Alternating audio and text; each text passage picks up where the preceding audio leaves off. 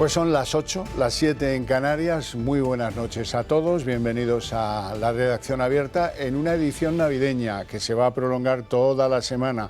Aquí estaremos a esta hora presentándoles las cosas que son noticia en el día y sobre todo echándoles una mano en eso de componer su opinión sobre las cosas en libertad absolutamente. Aquí cada uno coge lo que le parece de todas las opiniones que nosotros, como es habitual, ya lo sabéis todos.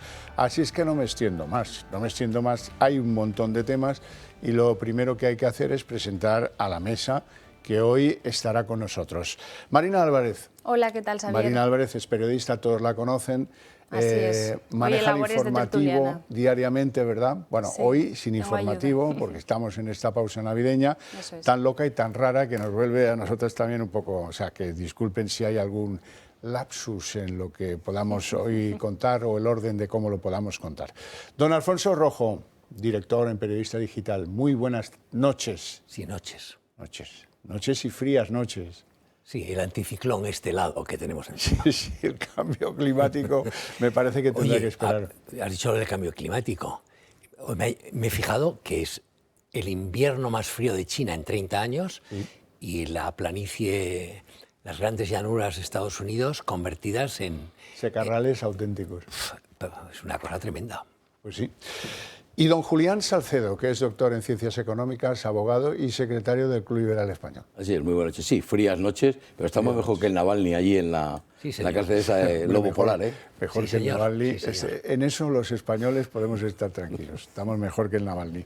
Bueno, no sé si están al tanto, supongo que los que nos escuchan desde Galicia muy al tanto, pero hoy ha salido publicada la convocatoria electoral para las autonómicas gallegas, que como saben se celebra el 18 de febrero. Han salido pues la convocatoria en el boletín oficial de la comunidad y hay que anunciarles a ustedes que la campaña empezará el día 2 de febrero, o sea, ya. Y ojo que hay un plazo urgente, muy exigente para inscribir en el censo electoral las coaliciones. Esto es sumar Podemos si consiguen o no consiguen pues establecer coalición o no para Galicia. Tienen de tiempo hasta el 5 de enero. 5 de enero, que es el día de antes de los Reyes Magos, o sea que todo está bastante en el aire. ¿Cómo llegan los gallegos a estas elecciones de su tierra? Pues bueno, llegan con un candidato del Partido Popular, Alfonso Rueda, el actual presidente de la Xunta, que busca la quinta victoria por mayoría del PP en Galicia. Llegan con un candidato del Partido Socialista. ¿Se acuerdan del último viaje en Falcon de Sánchez? Bueno, el último, no sé yo si será el último, uno de los más ruidosos. El que hizo entre La Coruña y Santiago, en 9 minutos de vuelo el Falcon. Bueno, pues él fue a La Coruña a proteger la candidatura de José Ramón Gómez Besteiro, que es el candidato del PSOE en Galicia. Fue a eso y ya cogió el Falcon, o sea que no se entretuvo gran cosa.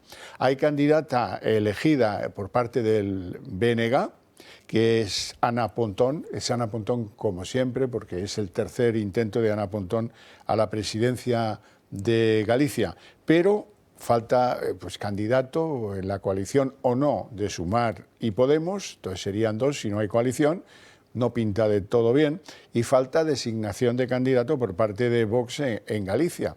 Bueno, unas elecciones en las que queda ya descartado, me imagino que a mediados de febrero quedará ese tema resuelto y nos quedan dos citas electorales más. La del Parlamento Europeo, importante, muy importante, porque en Europa todos los especialistas señalan que va a haber un giro, un cambio político y muy importante, en el que el Grupo Socialista bajaría 1 o 2 peldaños y en el que los liberales también bajarían algún que otro peldaño. Entonces, ¿quién sube peldaños? El Grupo Popular Europeo y el Grupo Conservador, en el que milita Vox. Y luego nos queda pues saber cuál es la fecha que elige Pera Aragonés y cuál es la fecha que elige el Lehendakari Urkullu. Esas dos elecciones también podrían, la de los vascos seguro, la de los catalanes no es seguro, pero es muy probable que sea a finales del año que está por empezar, de 2024. Alfonso. Sabes que tradicionalmente se hacían coincidir las vascas con las gallegas. Sí, señor. Yo no creo que este año, pero no lo sé, es decir, en las gallegas da la impresión de que tras un primer momento en que pareció que la salida de la marcha de Feijóo a Madrid iba a perjudicar al PP. Da la impresión, por los últimos sondeos, de que el PP vuelve a hacer mayoría absoluta. Pero bueno, quedan 2 meses, vamos a ver, ¿no? No es mal candidato Rueda. Es decir, no son, ninguno de ellos es pelín diferente a Feijóo, pero lleva muchos años ahí en la pomada, debe conocer bien. Ha cambiado pocas cosas de lo que dejó No ha Feijóo. cambiado nada. Sí, o sea, que sigue siendo el equipo Feijóo. El mismo equipo Feijóo, la misma gente, era el equipo Feijóo antes. Hay una diferencia de origen, él viene de Vigo, de la provincia de Pontevedra, Feijóo era de un pueblo de Orense. Tienen distinta trayectoria. Feijóo siempre fue un funcionario antes de ser estrella en la política y este siempre estaba en la política, ¿no? Es decir, no lo Una sé. cosa sí que ha hecho, desde mi punto de vista, bien Alfonso Rueda, que es aplicar la técnica pujoliana. Se ha pateado Galicia. Se ha pateado Galicia en los 2 últimos años, ha hecho el trabajo pueblo a pueblo, ese trabajo que incomoda tanto, pero que es luego tan útil en territorios pues, conservadores. Es el caso de Cataluña o es el caso de Galicia. No estoy diciendo con eso nada peyorativo. Ser un territorio conservador, pues para algunas cosas va muy bien. La protesta o la réplica a Alfonso Rueda y a Feijóo cuando era presidente de la Xunta, bueno, pues que muchas cuestiones de carácter ideológico pues no se diferencian de otras comunidades bilingües o no se diferencian. Lo último y más reciente es la ley de igualdad que promueve la Junta de Galicia y que podía haberla firmado cualquier miembro del Ejecutivo de Pedro Sánchez. Marina, ¿cómo ves las gallegas? Así es. Bueno, pues yo creo que es una maniobra bastante calculada por parte de Alfonso Rueda. Él ya tiene aprobados los presupuestos, era ese el requisito que ponía para convocar esas elecciones y luego, bueno, pillar a Pedro Sánchez en un momento bajo con la amnistía, pillar al Partido Socialista de esta manera y pillar también a Podemos, que allí tiene bastante anclaje en Galicia, y también a Sumar y a Vox sin candidato, ¿no? Pillarles así un poco desprevenidos y veremos a ver si revalida esa mayoría absoluta o no. Yo creo que sí lo hará. Julián, ¿cómo lo ves? Bueno, yo lo que creo es que el Partido Popular tiene mayoría absoluta ya en Galicia y que anticipar las elecciones, pues como ha dicho muy bien Marina, lo habrán calculado muy bien. No creo yo que estas elecciones gallegas, sea cual sea el resultado que se obtenga, vayan a dañar al Partido Socialista y a Sumar mucho más de lo que les está dañando ya la ley de amnistía.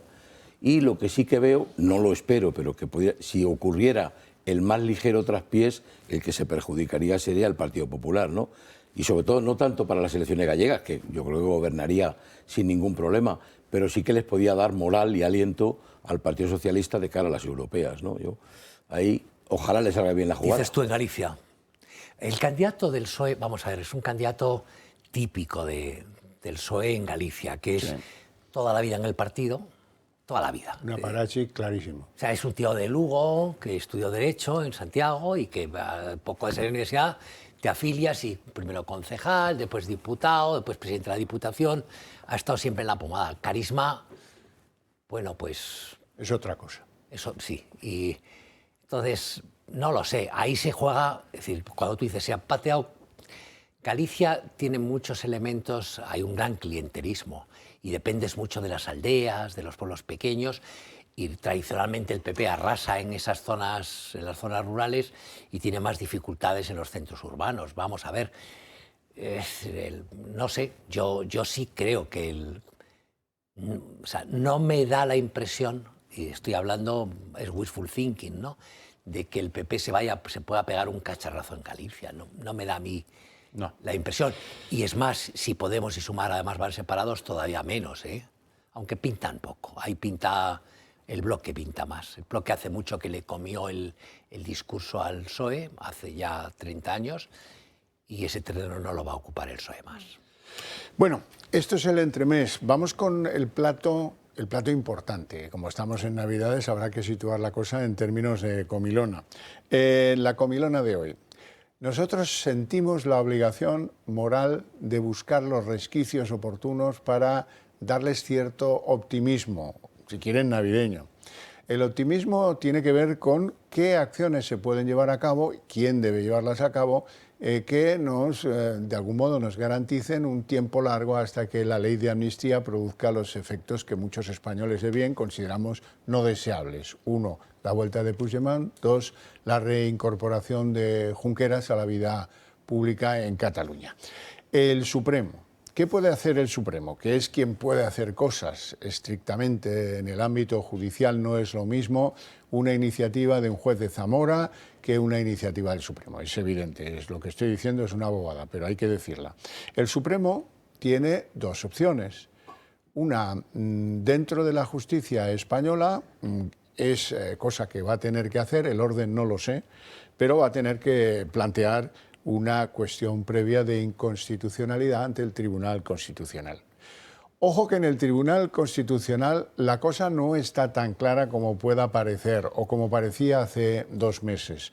Es verdad que el que manda Cándido Conde Pumpido ha ido ahí con una misión y la va a intentar ejecutar, y es que pase sin daño la ley de amnistía por el Constitucional. Pero no lo tiene del todo claro, porque hay un antiguo ministro, Campos, que pues ya ha dicho que él no quiere tocar nada de la Constitución, que se siente manchado por anteriores decisiones y por lo que escribió sobre el indulto y la amnistía en su día, hace no tantos años, y que por lo tanto se tiene que quedar al margen. Se va a quedar al margen muy probablemente, aunque esto sugiriera una reacción bestial por parte de Cándido Conde Pumpido contra él. Queda alguna magistrada más que estaba en Moncloa y que a lo mejor también decide en el momento de la verdad, porque claro, aquí es que las cosas se van a ir complicando. Y los señores de las togas y las puñetas pues tienen muy claro que a ver si va a pasar que después de todo esto hay una implicación que a mí me pueda perjudicar. Le pasó a Meritxell Batet, que dejó la presidencia del Congreso a tiempo y en forma adecuada, pero se quitó de en medio. Y como resulta que Juan Carlos Campo es el paseante de la señora Batet, pues algo parecido creo que el señor Campo está decidiendo para él. Y luego está la cuestión externa, en la que algunos confiamos más. Bueno, pues el Tribunal Supremo puede plantear una cuestión prejudicial al Tribunal Europeo de Justicia. Ambas las 2 cosas, aceptadas, suspenderían la aplicación de la ley de amnistía en España. Aceptadas. ¿Cuándo, cómo y de qué forma? Pues eso es lo que nos queda por ver. Se lo hemos preparado en formato vídeo para que no se les escape detalle. Malas noticias para los cabecillas del independentismo. El Tribunal Supremo ha adelantado su intención de llevar la ley de amnistía a Europa, lo que paralizará su ejecución hasta que las autoridades comunitarias resuelvan. Si uno observa el calendario, ve que las prisas de Puigdemont por volver a España tendrán que esperar. El Senado, con mayoría del PP, retrasará 2 meses la aprobación de la amnistía, lo que nos lleva a abril, mes en el que la norma verá previsiblemente la luz. Solo a partir de este momento el alto tribunal podrá interponer una cuestión prejudicial ante el Tribunal Europeo de Justicia, que suspenderá sus efectos hasta que éste se pronuncie. Conclusión, ni Carles Puigdemont podrá volver a España sin ser detenido, ni Oriol Junqueras podrá presentarse a las próximas autonómicas como había calculado en un principio. La decisión del juez García Castellón de imputar al líder de Junts en la causa de Tsunami Democratic ha sido clave en este proceso. Que la amnistía afecte a delitos como el terrorismo, que chocan directamente con el derecho comunitario, es uno de los argumentos de peso que sustentan la denuncia a Europa. Eso, y que salpique a delitos relacionados con la malversación, algo que Bruselas ha marcado como línea roja en distintas ocasiones. La buena noticia es que el Supremo podrá puentear al Constitucional y llevar la amnistía directamente a Luxemburgo. Así lo avala la propia Corte de Garantías en un auto dictado en 2016. Si lo que sucede es que alberga dudas sobre la compatibilidad de esa ley con el derecho de la Unión, lo que habrá que hacer es plantear primero la cuestión prejudicial ante el Tribunal de Justicia de la Unión Europea. De suerte que solo cuando éste haya descartado la incompatibilidad de la norma nacional con el derecho comunitario, cabrá plantear la cuestión de inconstitucionalidad. El propio Ejecutivo respaldó la semana pasada la maniobra del Alto Tribunal. En un decreto ley para la ejecución del Plan de Recuperación, Transformación y Resiliencia en materia de justicia, función pública y régimen local, se recogía además por escrito el efecto suspensivo que sobre la amnistía tendrá la presentación de una cuestión prejudicial ante el Tribunal de Justicia de la Unión Europea. Necesitamos un experto y el que hemos convocado aquí lo es don Javier Borrego, abogado del Estado, juez o fue juez del Tribunal Europeo de Derechos Humanos y ha sido juez en el Supremo. Actualmente ejerce como abogado en Durán y Durán Abogados. Muy buenas noches, don Javier. Muy buenas noches, don Javier. Gracias por estar con nosotros. ¿Qué opinión cuál es el trámite del Tribunal Europeo que tendría que aceptar o no esa cuestión prejudicial planteada por el Tribunal Supremo Español? Vamos a ver, don Javier, para centrar el tema, permítame que le cuente lo que me dijo un compañero suyo, periodista en Barcelona, hace muy pocas semanas. Cuando el gobierno PSOE y Junts empezaron a hablar y a trabajar sobre la amnistía, constituyeron 3 grupos de trabajo. Un primer grupo se encargaría de redactar la norma, discutirla, etcétera. Por cierto, ese grupo, ya sabe usted que va a ganar el primer premio de las chirigotas de Cádiz porque les ha salido un bodrio jurídico digno de una chirigota de Cádiz, del primer premio. Si quiere le comento algunas extrañezas que tiene el texto. Había un segundo grupo de trabajo que él mismo me dijo que era el más importante porque era el que trataba los aspectos económicos, es decir, ¿dónde nos vamos a reunir? ¿En hoteles de 5 estrellas o de menos estrellas?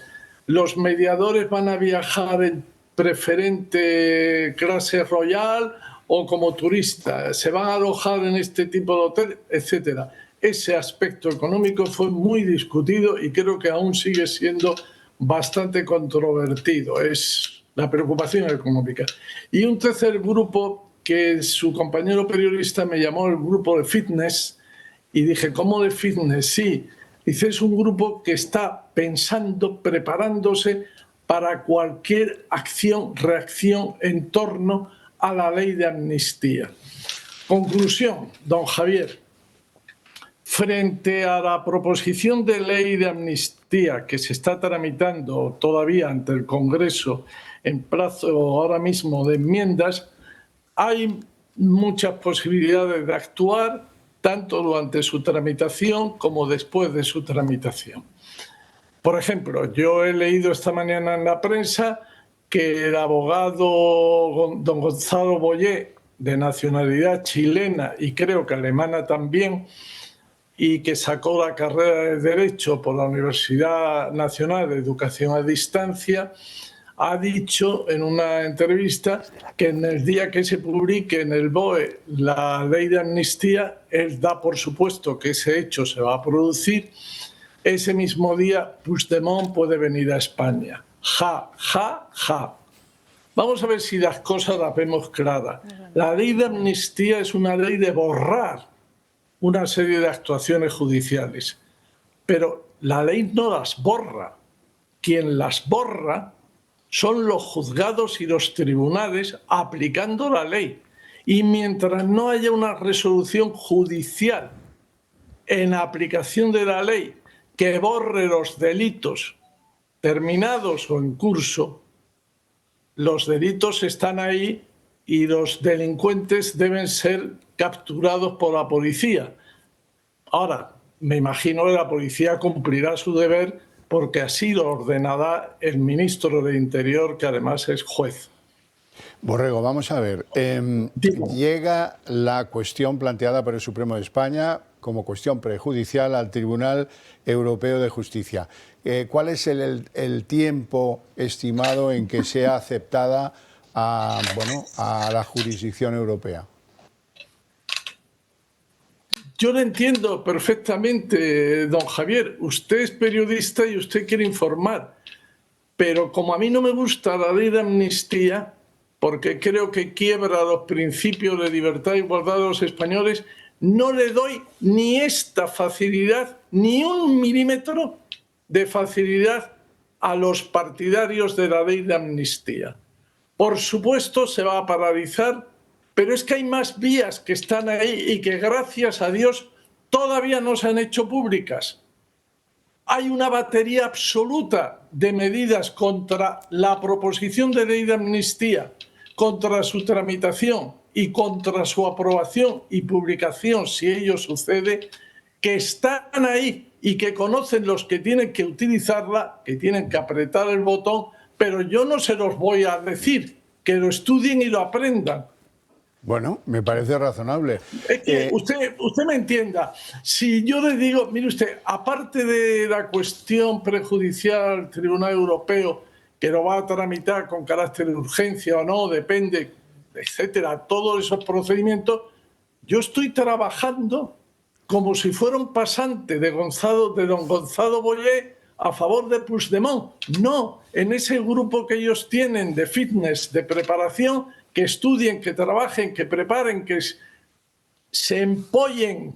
¿Qué puede ocurrir? Que hay muchas vías, muchísimas. Y los que las tienen que utilizar las conocen y saben que algunas son letales para la ley de amnistía. Las van a usar, ellos lo saben, ellos son los responsables, las utilizarán conforme al Estado de Derecho y a sus ideas y a sus momentos de conveniencia jurídica y procesal. Pues bueno, a ver si podemos reducir a la nada ese móvil. Me conforta usted más que la llegada de los 3 Reyes Magos que se producirá dentro de poco. La cuestión es, no hay duda sobre que primero hay que recurrir al Tribunal Europeo y después, en todo caso, al Constitucional en cuestión previa de inconstitucionalidad. No hay ninguna duda, pero yo felicito a las periodistas que han sacado estas noticias, las felicito muy sinceramente, pero le están haciendo el trabajo al grupo de Junts y del gobierno, que sus juristas no son tan especializados como parecen. Por ejemplo, don Javier, ¿usted se cree que es serio que una proposición de ley de amnistía en el año 2023, casi 2024, hable de la obediencia debida como eximente de la responsabilidad contable ante el Tribunal de Cuentas?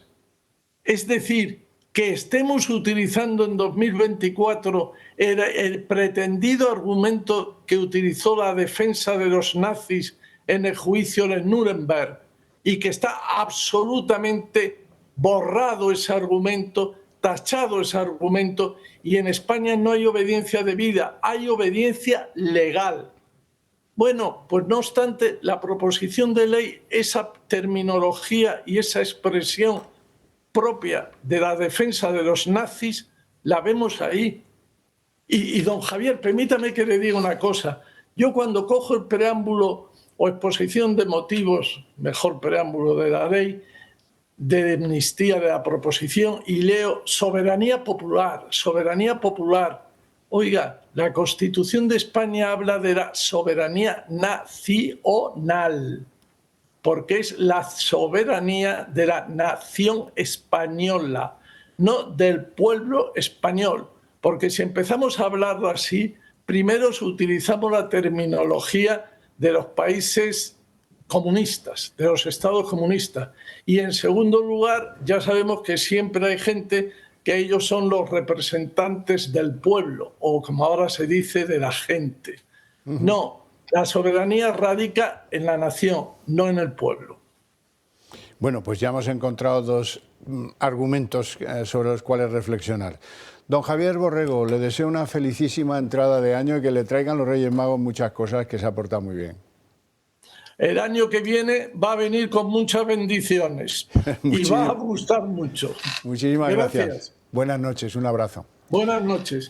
Tengo que, al sector dulcero, esto le va a encantar. Tengo que hablarles de los 5 sentidos de los chocolates Matías López. Aquí los ven, los tengo aquí a mi lado. ¿Cuáles son esos 5 sentidos? En primer lugar, el brillo de la superficie, que es la señal de una muy buena elaboración. Eso es el sentido de la vista.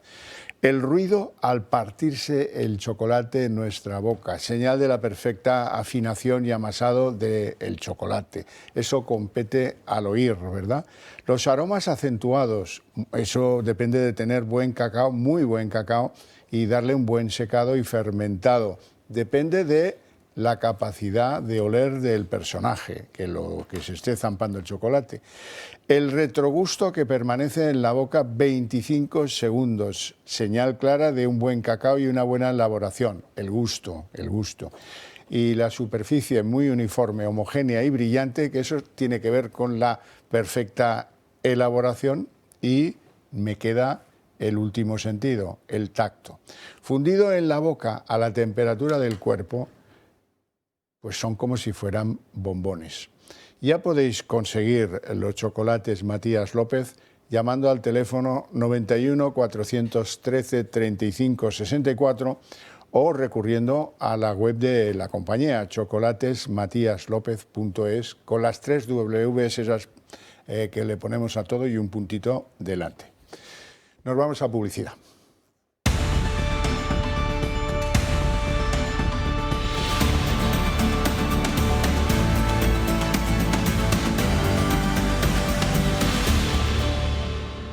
La verdad es que nos ha traído oro, incienso y mirra la aportación de Javier Borrego, sobre todo lo del fitness. No me imagino yo a Gonzalo Boyé en una pista de esas de andar deprisa. ¿De esas que te gustan a ti, Alfonso Rojo? Bueno, debió entrenarse en tiempos de cárcel. Los 10 años que se pasó en prisión, tú sabes que te da para muchas cosas. Y a buena parte de los presos, a un 33%, les da por el ejercicio. No sé si este le dio por el ejercicio o por otras actividades más inconfesables. Hay que hacer un pie de página. Les da por eso y por la autosatisfacción. 10 años porque era el que pagaba ETA para ir a dar de comer a un secuestrado que tenía en Zulo. Y se quedó, nunca ha pagado la condena que tuvo. Él se licencia, dice, la universidad a distancia. Se licencia como abogado porque es condenado a 12 años o a 13 años de prisión por la Audiencia Nacional por su participación, no sé en qué forma, con el secuestro de Emiliano Revilla y jamás ha pagado la condena y tiene que cobrar a la que tiene. Le llevaba la comida y la cena.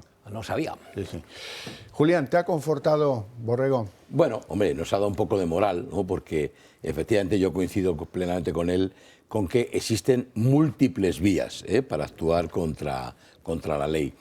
No solo el Tribunal Supremo, también tribunales inferiores también pueden utilizar vías. Pero la clave, en mi opinión, no está en qué tribunal, qué jurisdicción es la que intenta paralizar la ley de amnistía y si lo hace ante el Tribunal Constitucional o ante el Tribunal de Justicia de la Unión Europea, ¿no?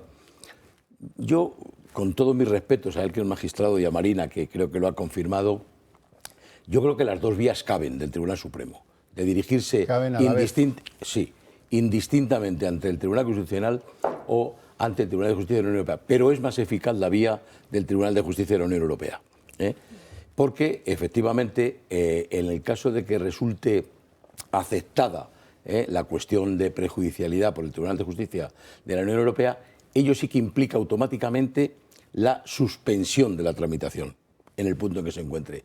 Mientras que, en mi opinión, aunque se habla todavía de cuestión previa de constitucionalidad ante el Tribunal Constitucional, la cuestión previa desapareció y se ha convertido solo en cuestión de inconstitucionalidad, lo cual implica que se puede pedir la suspensión al Tribunal Constitucional y este puede concederla o no. Que lo lógico sería que la concediera, no me cabe duda, pero no está obligado a concederla. Por eso es mucho más eficaz la vía del Tribunal de Justicia de la Unión Europea, que sin duda aceptará a tramitación la cuestión que se le interponga de prejudicialidad por una razón, es que se puede interponer tanto porque atente por vulneración del Tratado de la Unión, porque atente contra normas de derecho de la Unión Europea e incluso por aquellas normas que no estén reguladas, en la opinión de que la interpone, de los tribunales españoles, de la legislación española, y dice, no, pues que se pronuncie el Tribunal Europeo, ¿no? Eso es lo que yo veo. El hecho de pensar que los asesores que están haciendo la ley, que yo coincido, que efectivamente es muy mejorable el texto que han hecho, ¿no?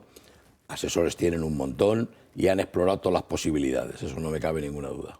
Marina Álvarez. Sí, a mí de lo que ha dicho Javier Borrego sí que me he quedado con la duda de cuánto tiempo se va a poder paralizar esta ley. Esa cuestión es importante y si la cuestión de fondo que se va a llevar a Luxemburgo, esa posible colisión entre el derecho de la Unión Europea y esa amnistía por terrorismo cabe, o sea, si efectivamente se va a llevar. Y este tema, el tema del delito por terrorismo, que gracias al juez García Castellón esa imputación de Puigdemont es clave, ¿no?, para que tenga recorrido ante la Unión Europea este tema y para que se pueda paralizar. Puigdemont parece que está ahora muy nervioso, habla incluso de presentar una moción junto con el PP porque van a dejar fuera a algunos de sus íntimos amigos como Gonzalo Boye o como Laura Borràs de la amnistía. No sé si él tiene en cuenta que Pedro Sánchez no tiene de su mano estos plazos que maneja la Unión Europea y que previsiblemente en abril y previsiblemente en los meses sucedáneos él no va a poder volver a España. No sé si él, que es un personaje totalmente impredecible, pues esto puede tener algún tipo de represalias contra Pedro Sánchez y puede tomar una decisión que nosotros no manejemos. Bueno, pues impredecible lo es, te lo garantizo. Y los que le hemos conocido en lo personal también sabemos que es furibundo. Esto significa pues, que no tiene el temple como para decir, bueno, pues no pasa nada, aguanto unos meses y tal, sino que, bueno, este va a querer volver a Cataluña en tiempo de poder preparar su partido, que falta le hace, por cierto, para competir electoralmente y para aspirar al único trono que le interesa. Es como los ciclistas que son escaladores, solo van al premio de la montaña. Bueno, pues este es lo único que le interesa aquí, el único premio. Lo otro es cómo llegar a... Pero él el premio que busca es la presidencia de la Generalitat, como ya todos ustedes me imagino que pues, han echado cuentas y se lo saben.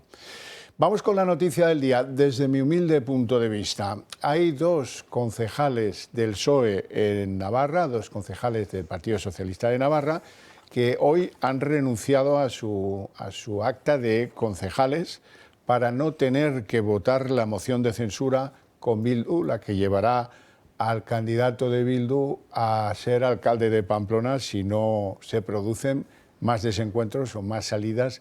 La salida de estos dos del PSOE, que se llaman Tomás Rodríguez, era el elegido para sustituir a la que se llevó Pedro Sánchez al Ministerio de Seguridad Social, Tomás Rodríguez y María José Blasco. Esto no genera un problema en el PSN porque si entregan el acta de diputado, pues corre la lista y vuelven a poner a otros dos, que esos sí se asegurarán, Santos Serdán y las Camarillas y estos, se asegurarán de que no vayan a hacer ascos a favorecer el ascenso de Bildu a la alcaldía de Navarra. Pero sin duda es un signo de que, bueno, hay gente dentro de ese Partido Socialista que toma sus decisiones. Muchas veces aquí lo hemos cuestionado a tipos como Emiliano García Paje, pues bueno, pues cuando hay algunos elementos que pues, tienen su dignidad en más estima, pues también habrá que ensalzarlo. Vamos, ojalá hubiera 100 de estos, ¿eh? Iría mucho mejor la izquierda española. Alfonso Rojo. Mira, el germen del mal en España no es Sánchez, ni su enfermiza ambición, es el PSOE. El PSOE es una sardina podrida y de arriba abajo, sin margen a la esperanza. Es cierto que el gesto de estos dos concejales pues, te lleva a albergar cierta esperanza en que algo se mueve en el PSOE. No van a votar en contra. No. Estos les da tanta vergüenza el tema y vergüenza torera que dice, bueno, yo me quito y yo no participo en esta violación colectiva. ¿Me entiendes? Pero no pasa nada. Esto al PSOE le importa un comino, coloca a otros. Es como, bueno, te digo, lo mismo que ha ocurrido en el Tribunal Constitucional. Tú decías, el exministro va y es que yo no puedo participar en la votación. Usted no va a votar en contra, usted se quita del medio. Entonces yo no tendría la más mínima esperanza porque no existe en el PSOE. Nuestra única esperanza es que de todo este jaleo el PSOE termine convertido en lo que fue el Partido Socialista Italiano, el Partido Socialista Francés, que es, como he dicho otras veces, una mierda como el sobre un picador, que es lo que son. Y dicho esto, pues hay que tener la misma esperanza en el PSOE que en Puigdemont. Aquí antes hemos dicho si Puigdemont hace o si Puigdemont mal haría el PP en pensar en una moción de censura de la mano de Puigdemont. Bueno, mal haría el PP. A lo mejor yo he medido mal, pero a mí me parece que cuando una noticia no la quieren dar en las 6 televisiones pagadas por Pedro Sánchez es que alguien teme que pueda hacer pupa. Sí. Y por eso aquí estoy obligado a darla, ¿eh? Julián. Sí, bueno, yo creo que hay que, de alguna manera, recoger, como tú has hecho muy bien, el gesto de estos dos concejales del Partido Socialista de Navarra, digamos, renunciando a su acta, pero hubiera sido un poquito más heroico si hubieran mantenido su escaño y hubieran votado en contra. Pues bueno, pues ya está. Estoy en contra y voto en contra, con todas sus consecuencias. No estoy seguro, no lo sé si esos dos escaños serían decisivos para que prospere o no la moción de censura, pero ojalá lo fueran y hubieran votado en contra. Eso hubiera sido el acto heroico, ¿no? Lo otro es como ha dicho muy bien Alfonso, ¿no? Bueno, yo me quito de en medio, lavo un poquito mi conciencia, pero no doy el paso definitivo. Marina. Sí, yo coincido que el mínimo gesto por parte del Partido Socialista o de gente del Partido Socialista hay que celebrarlo, ¿no? Y, por ejemplo, no por pisar el tema, luego lo trataremos, se ha hablado mucho de esa columna de Javier Cercas en El País criticando la amnistía, y a mí me llamaba la atención que extendía las críticas no solo a Pedro Sánchez, sino también a todo el Partido Socialista, ¿no? Decía que había mucha gente que en privado lo criticaba y luego en público no solo lo alababa, sino que lo justificaba. Entonces, bueno, pues un poco hacer un llamamiento, lo que siempre hacemos aquí, a Emiliano García Paje o a cualquier cargo del Partido Socialista que vemos con un mínimo de disidencia respecto a Pedro Sánchez, pues que siga adelante y que haga gestos, bueno, desde lo más pequeño hasta lo más grande que podamos. Pero ahí no podemos tener ninguna esperanza. Es decir, a mí me pareció en la pasada campaña, voy a decir, ingenuo, de pardillos, el comportamiento del PP, pensando que hay un ala en el PSOE moderada o rescatable o socialdemócrata. Son una mierda pinchada en un palo. O sea, de arriba abajo el partido. Es un partido en el que de arriba abajo participan todos. Es decir, ¿habéis visto un solo diputado? En Pamplona hay 5 concejales socialistas. Hay 2 que se han quitado de en medio. Quedan otros 3 que no. Y pondrán otros 2 que lo harán. En el Parlamento ni un solo diputado. No digo yo que no haya votado ya a favor de estas leyes y de lo que les propone Pedro Sánchez, que se haya quedado sentado y no haya aplaudido. Es que han aplaudido hasta con las orejas. Emiliano García Paje es el tramposo más grande que hay en Occidente desde los tiempos, yo qué sé, no sé qué atracador habría famoso entonces. Del Lazarillo de Tormes. Del Lazarillo de Tormes. Es un tramposo completo. El problema es que engaña a la prensa bien pensante, a los periodistas de bien. Cuando ya eres viejo y pellejo, como soy yo, estas no te las cuelan. Es que es falso. Es decir, en el PSOE no hay esperanza. La única esperanza que hay es la máquina de picar carne electoral. Que en las próximas elecciones queden triturados. Y una vez que no hay caballos para todos los indios, ya empezarán los indios a portarse bien. Sí, pero fíjate, Alfonso, me cuesta trabajo pensar que entre los 121 diputados del PSOE no haya ni siquiera uno que tenga unos mínimos principios y valores a los que esto le repugne. Esto me refiero a la amnistía, lo de la moción de censura en Navarra y tantas, que ya les hayan repugnado también los indultos y tantas cosas. Alguno habrá. Otra cosa es por qué no son capaces, qué no se atreven, de qué dependen, de qué viven. Pero ¿de qué va? Del pienso que sueltan en Moncloa. Es decir, es que si dices algo, no te cae la ración de pienso. Y al burro hay que darle el pienso que le gusta. ¿Qué pienso les gusta a estos? El sueldo de todos los meses, el chupetín, la mujer que colocas, la amante, el pariente, los niños que los metes en un despacho de abogados.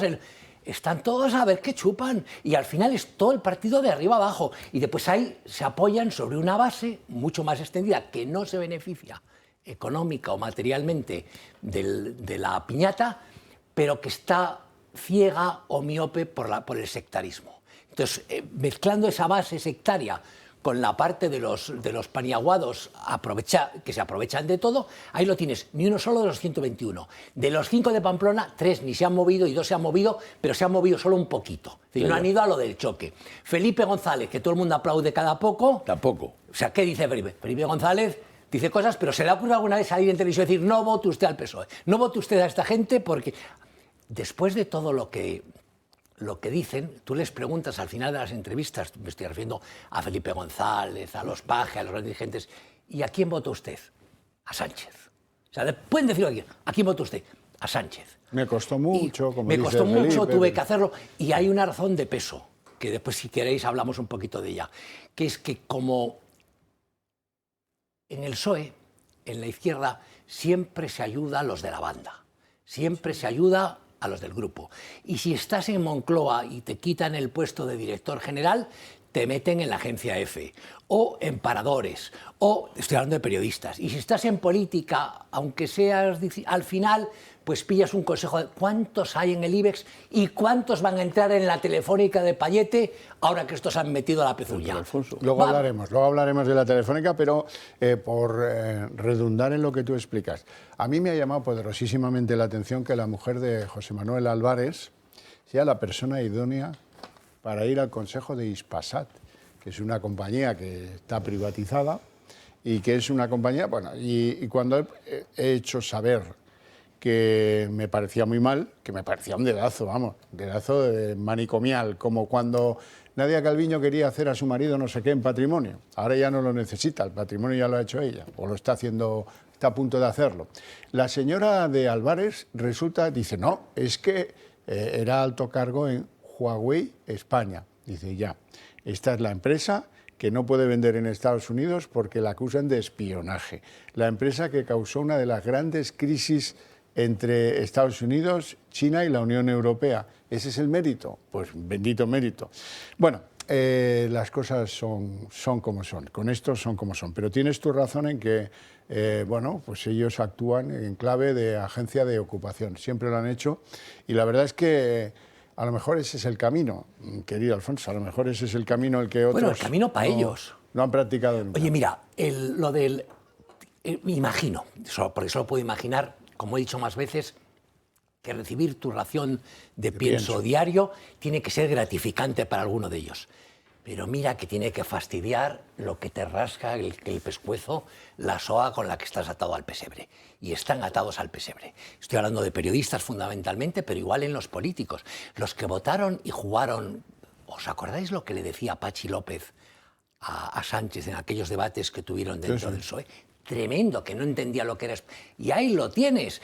¿Has visto a este Puente, Óscar Puente, el macarra Óscar Puente, lo que dice de los etarras? Dice, y no vomitan. Entonces, una vez que te acostumbras, te comes cualquier cosa. Y el pienso unifica mucho. En la ración de pienso.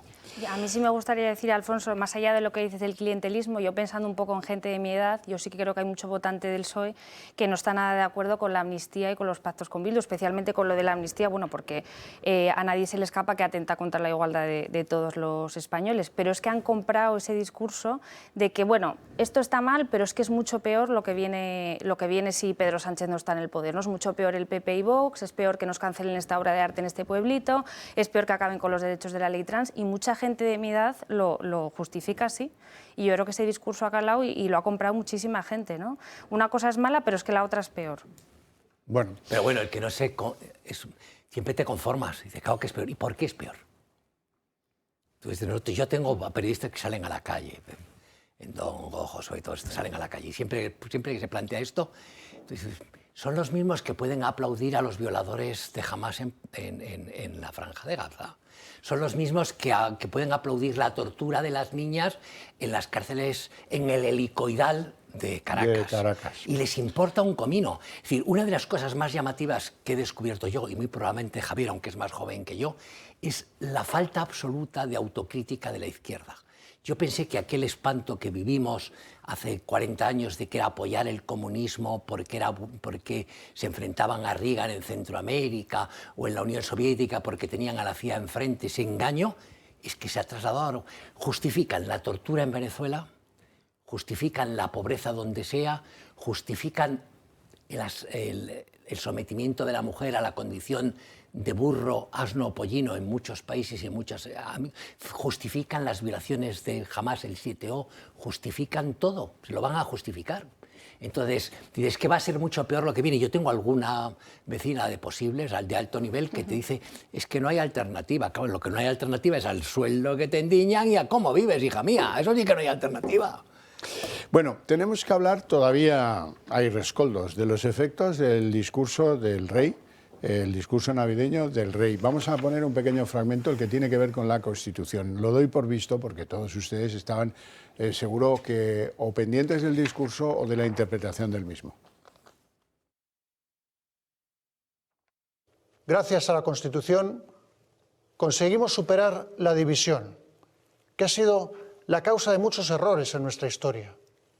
que abrió heridas, fracturó afectos y distanció a las personas.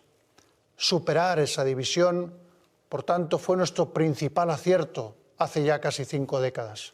Por eso, evitar que nunca el germen de la discordia se instale entre nosotros es un deber moral que tenemos todos, porque no nos lo podemos permitir. Quiero reivindicar la Constitución no solo como valor democrático de presente y de futuro, sino también como instrumento y garantía imprescindible para que la vida de los españoles pueda seguir discurriendo con confianza, con estabilidad, con certidumbre.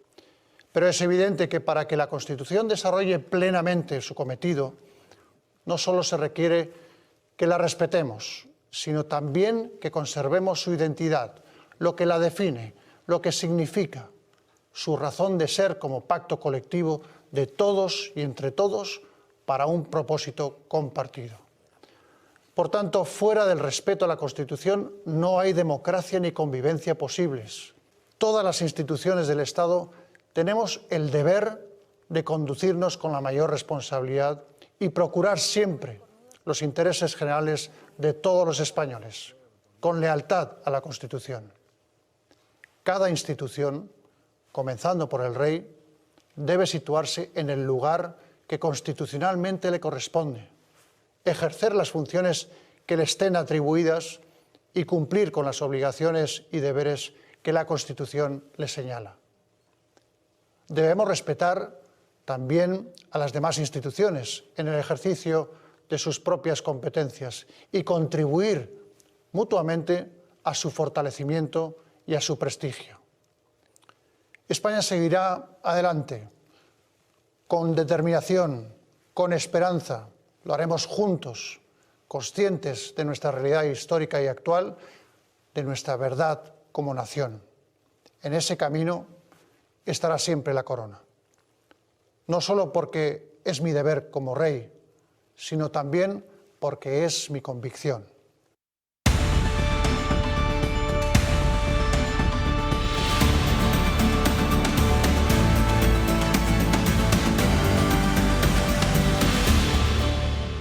El discurso del rey, estupendo discurso del cual hay que alegrarse, hizo una defensa de lo que tiene que hacer una defensa de la Constitución española. A ver, si es que si no es así, esto no tiene ningún sentido. Sí, yo creo que efectivamente el discurso del rey estuvo muy atinado, muy sobrio. Efectivamente se refirió numerosas veces a la Constitución, creo que 17, si no recuerdo mal, a que fuera de la Constitución no hay democracia ni convivencia, que hay que respetarla. Todo eso está perfecto, eso es obvio. Es casi innecesario, desde mi perspectiva, es innecesario que se diga, porque todo eso está contenido dentro de la propia Constitución y ya está. Pero en mi opinión, creo que le faltó referirse a aquellos que no están respetando la Constitución. Pero claro, decir hay que respetarla, pues está muy bien, es obvio, ¿no? Pero ¿y los que no la respetan? Refiérase usted a ellos también. Al menos diga de pasada, ¿no? Pero hay algunos grupos que no parecen respetar, con toda la educación que tú quieras, ¿no? Pero yo creo que le faltó eso, ese punto. Claro, él sabe que si todo el mundo ha estado en contra con lo que ha dicho, si añade una palabra de más, pues se le echan 3 veces más encima. Bueno, ya pero si se le van a echar encima, diga lo que diga. Se le han echado bastante, luego lo veremos, pero lo primero que es que no había contenidos sociales en el discurso del rey. Bueno, ¿qué quieres que le diga? Otros, que no ha defendido a los palestinos. No ha defendido a los palestinos. Alfonso Rojo. Vamos a ver, lo que es insólito, inaudito, inexplicable y sorprendente es que el jefe de Estado legítimo de un país, de una nación que es miembro de la Unión Europea y que tiene una historia detrás y una leyenda de las más grandes del planeta, tenga que dedicar al completo los 13 minutos de su discurso a defender la Constitución. Eso es lo inaudito. Lo inaudito es que lo inaudito no es que el PSOE intente arrimar el ascua a su sardina y diga, puso el énfasis en la concordia, o que los de Sumar y la madre que los hizo digan, es que no habló de los pisos. No, lo inaudito es que el jefe de Estado tenga que dedicarlo. La Constitución española no tiene 234 años como la de Estados Unidos, pero tiene 45. Y el rey ahí, el jefe del Estado, a defender la Constitución. A mí es lo que me pareció inaudito. también tengo que decir que a mí me pareció que lo había hecho de forma correcta, precisa y eligiendo las palabras porque no le queda otra, como el que pasa por un campo de minas. ¿Has visto esas películas en que uno cruza un campo de minas y va así? Así elegía las palabras. No dijo ni citó a los susodichos, porque es que al día siguiente los tenemos corriendo hacia la frontera. Es que no tengan ninguna duda, le convocan un referéndum republicano. Es que no tengo ni la más mínima duda. Marina. Claro, el mensaje que él mandó es un mensaje que, bueno, para mí no es ni de derechas ni de izquierdas, ni de republicanos ni de monárquicos, ¿no? Que es esa defensa de la Constitución, que es el texto que, como él recalcó, nos ha permitido convivir y nos ha permitido progresar en los últimos 40 años. Entonces, los que no lo entienden, pues está claro que es que no entienden esa transición y están en contra de ella y también en contra de la Constitución, ¿no? Y que son los mismos que no entienden que el rey no es una figura política más, sino que es una persona que actúa como mediador, que está al margen de esa trifulca política y que le corresponde decir ese tipo de cosas, ¿no? Así lo dice la Constitución, y que no puede ser una diana más de sus ataques. Bueno, vamos a ver reacciones de los que están a favor. Los que están en contra ya se lo pueden imaginar y no merecen demasiado la pena. Feijóo emitía un tuit en el que pues, venía a decir que el discurso ha defendido la vigencia de la Constitución como único garante de la convivencia, es decir, que muy bien, y fuera del respeto a la Constitución y a las instituciones no hay ley sino arbitrariedad, que fue una de las frases precisamente del monarca. Abascal también expresaba su aprobado al discurso del monarca. Queridos compatriotas, queridos amigos, quiero comenzar este mensaje trasladándoos mis mejores deseos para esta Navidad. Ojalá podáis estar con los vuestros, con los que queréis y necesitáis. Ojalá podáis, quienes vivís lejos de casa, reencontraros y abrazar de nuevo a vuestra familia y a vuestros amigos. Ojalá podáis, quienes atravesáis momentos difíciles, hallar consuelo, refugio y esperanza. Ojalá podáis, quienes sois padres o abuelos, transmitir a los pequeños de la familia la ilusión por la Navidad, que no es otra cosa que la alegría del hogar, las canciones y hábitos de quienes nos precedieron y la generosidad con los que nos rodean. Y ojalá podáis, quienes sois jóvenes, recibir con gratitud y admiración los saberes de vuestros mayores, pues un día seréis vosotros quienes tendréis que legar lo aprendido a vuestros hijos y a vuestros nietos. La Navidad es piedra fundamental de nuestra civilización.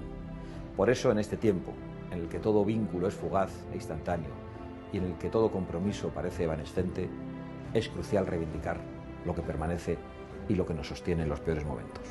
La familia, el amor duradero, las raíces fuertes y la fe de nuestros mayores. Amigos, feliz Navidad y próspero Año Nuevo.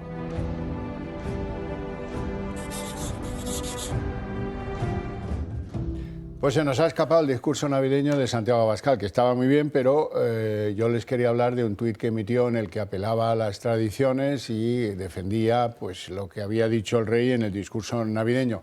Por cierto, hablando de Navidad, ¿ustedes conocen la felicitación de Navidad que ha enviado Pedro Sánchez? Vamos a verla ahora ya. Es esta cosa, felices fiestas, bueno, felices fiestas, que nos va a invitar a algo, quizás en el Falcon o algo, ¿no? Aquí la Navidad no aparece por ninguna parte. Y a fuer de ser rencoroso, a veces es interesante ser rencoroso, ¿sabes? Vamos a ver la que mandó Pedro Sánchez a la población musulmana que hay en España cada vez más, cuando llegó la fiesta del Ramadán. Y en esa felicitación, que, en fin, pues eso, deseo a todos los musulmanes desde España un muy feliz Eid el-Fitr, que esto le costó porque él, ya vimos con la carta que le mandó al rey de Marruecos, que los idiomas no son lo suyo. Y nada, Eid Mubarak. Yo pensaba que Mubarak había sido un presidente egipcio, pero debe querer decir otra cosa. Es decir, que para unos sí se acuerda de lo religioso, es más, lo proclama a los 7 vientos, y para otros no. No, ¿te acuerdas que cita el Ramadán? Fíjate lo que es las paradojas de la vida. La embajada de Irán en Madrid, que no goza de ninguno de mis parabienes, ha felicitado la Navidad a los españoles, incluso citando a Jesucristo, y el presidente del gobierno de España. pues ni se acuerda. Ahora sí se acordó del Ramadán, que tiene un componente, él quizá no lo sepa, no tiene nada que ver con la dieta, aunque se haga una dieta estricta, tiene un componente religioso como enormemente estricto, y sí se acordó. Pero eso es lo que retrata el país. Es decir, yo hay veces que de verdad uno pierde la fe en este país, en este paisaje y en este paisanaje. Este es el único país que yo conozco, y mira que conozco muchos, donde la mitad de la población, o por lo menos los que nos gobiernan, odian nuestra historia, odian nuestro himno, odian nuestra bandera y nos odian a nosotros. La verdad, es un país asombroso. Y tenemos un presidente del gobierno que le caemos mal. Sí, sí. Julián. Bueno, sí. Yo lo que me pregunto es, vamos a ver, ¿pero en qué época del año estamos? Tú sales a la calle, preguntas a cualquiera, independientemente de la ideología, y dice, en Navidad. Muy bien. ¿Por qué se cierran y no hay clases en los colegios y las universidades? Por la Navidad. Hasta que termina Reyes, hasta que pasa Reyes, ¿no? Entonces, esta manía absurda... No, él está en Halloween todo el año. Claro, bueno, pero el que no quiera celebrar la Navidad, que no la celebre. Si ahora muchos españoles y no españoles se van de vacaciones al Caribe a pasar a la descansada, pues perfecto, pero aprovechan las vacaciones de Navidad. Entonces esto es rehuir la palabra, ¿no? Como si diera grima, ¿no? No, Navidades no, pero esto, el rito musulmán, el Ramadán y tal.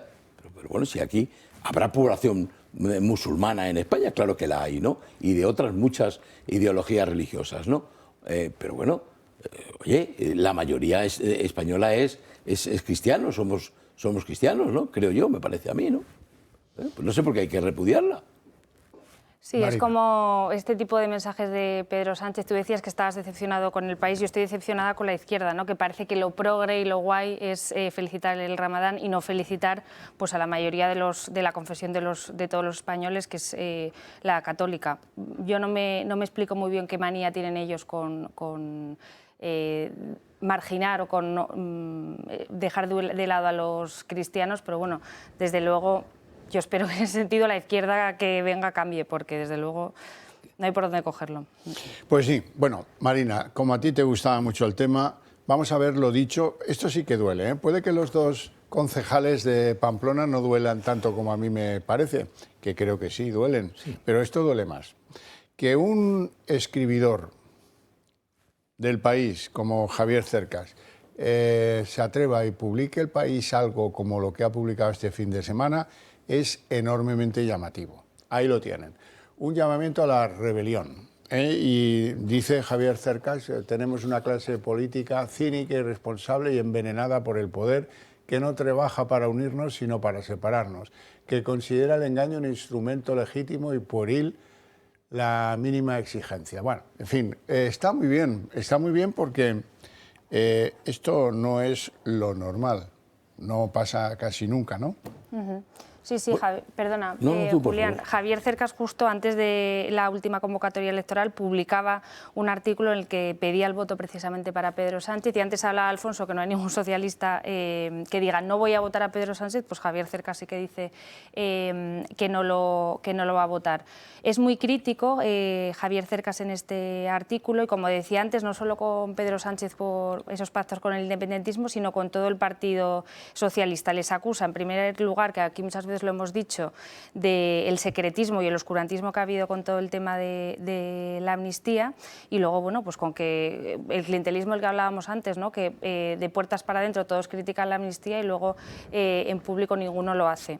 Y nada, dice que se siente muy engañado y efectivamente que hace una crítica abierta a toda la clase política, pero dice que no va a volver a votar a Pedro Sánchez. Y bueno, es lo llamativo porque hace 5 meses decía lo contrario, ¿no? Entonces muchos lo están analizando como un cambio de paradigma dentro del partido. Bienvenido a la luz. Ahora, sí, pero así ha influido más. Espía tus pecados, chaval. Ha influido más su origen extremeño, aunque él siempre ha vivido en Cataluña y en Gerona, y estudió en la Universidad de Barcelona y ha operado como catalán de adopción, como les pasa a muchos.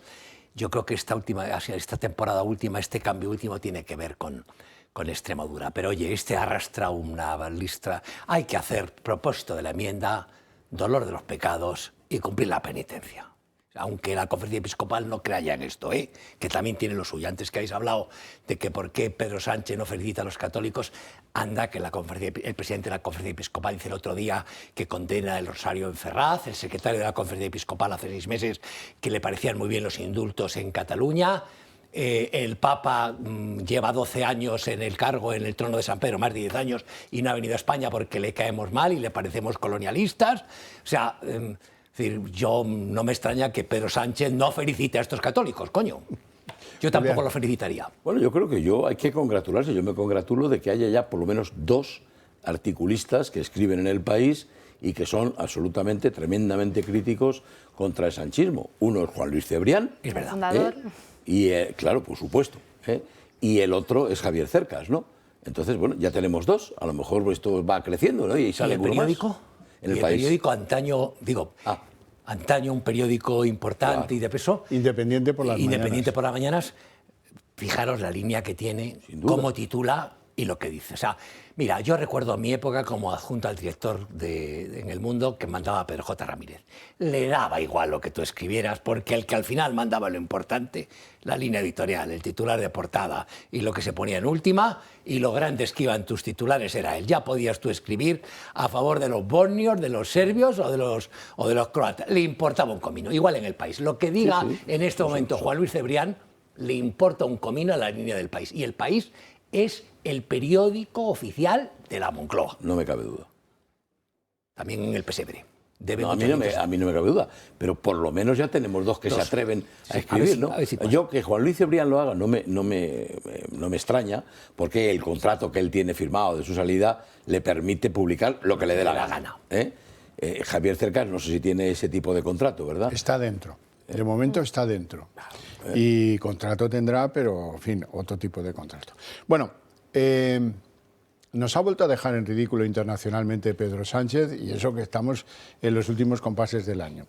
Resulta que Estados Unidos estaba intentando pastorear una misión militar que quitara de riesgos uno de los choke points más importantes que hay en el mundo, el Bab el-Mandeb, por el que pues, se pasean unos bárbaros hutíes muy amigos de Hamas y, hombre, están haciendo imposible que los barcos de carga, los petroleros, utilicen el Mar Rojo. Tienen que dar una vuelta impresionante a través de las costas sudafricanas.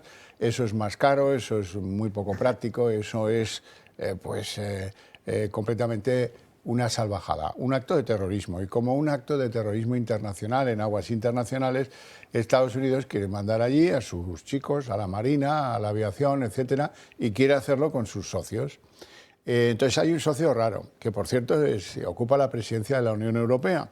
Un socio que dice que si es con la OTAN y la Unión Europea, sí, pero luego resulta que llega a Moncloa, que es quien manda. Siempre es Moncloa quien manda, da un golpe en la mesa y dice no, España no va a estar en ese rollo. Vean.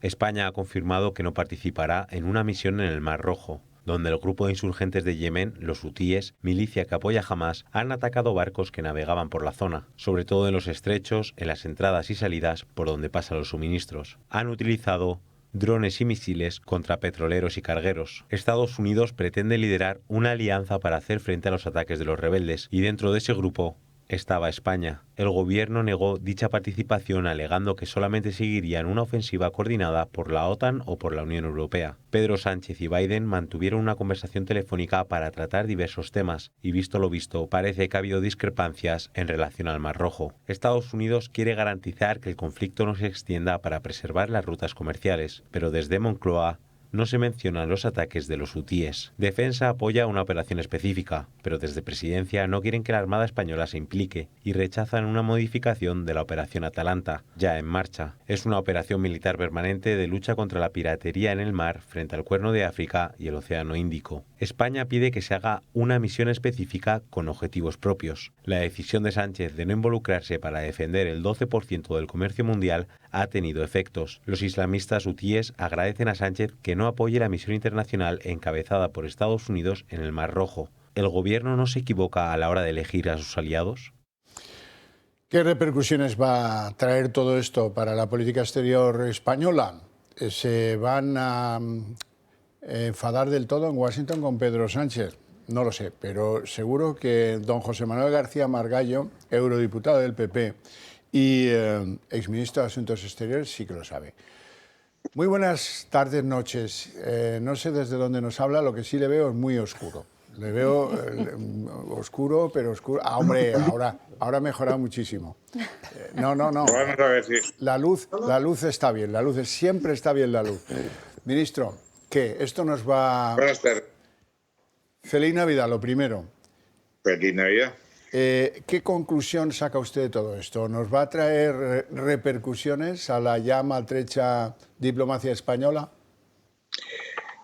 Yo creo que es difícil empeorar la situación de la diplomacia española.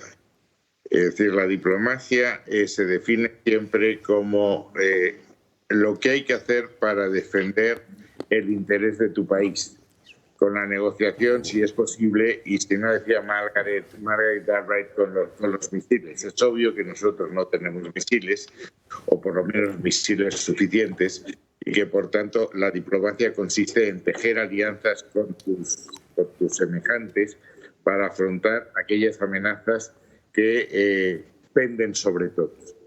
España pertenece al mundo occidental y el mundo occidental está enmarcado por dos grandes instituciones, la Unión Europea y la Alianza Atlántica. Y España debe moverse ahí para navegar con más comodidad en los escenarios que no son habituales. Es obvio que para que tengamos el protagonismo que siempre se nos ha reconocido en lo que son los terrenos clásicos de nuestra diplomacia, Norte de África, Iberoamérica, etcétera, el tener el apoyo de la Unión Europea y la complicidad de los Estados Unidos te hace mucho más fuerte.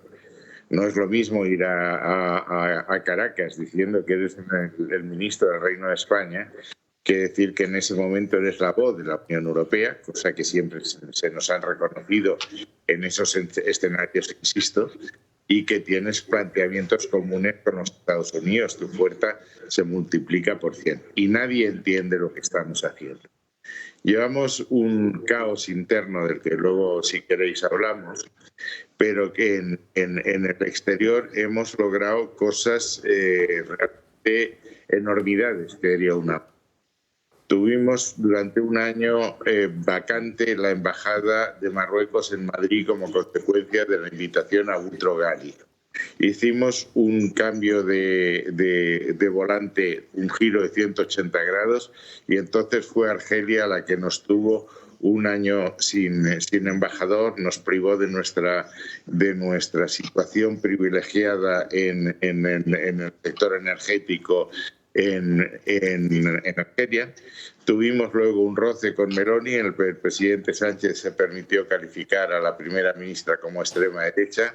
Organizaron un lío monumental en Jordania, en Egipto y en Israel, provocando la retirada de la embajada, y ahora lo culminamos con esta especie de yenca de un paso adelante y otro atrás, en que no se sabe muy bien qué es lo que queremos hacer en el Mar Rojo. Por cierto, que es una misión en la que hemos estado siempre. Somos el único miembro de la Unión Europea que hemos estado siempre en esa misión, que está mandada por un almirante español y que afecta a los intereses españoles. Es decir, el canal de Suez es un canal vital para el comercio mundial, pero es mucho más para España, que es la otra puerta del Mediterráneo. Por tanto, nadie entiende media palabra de lo que está pasando.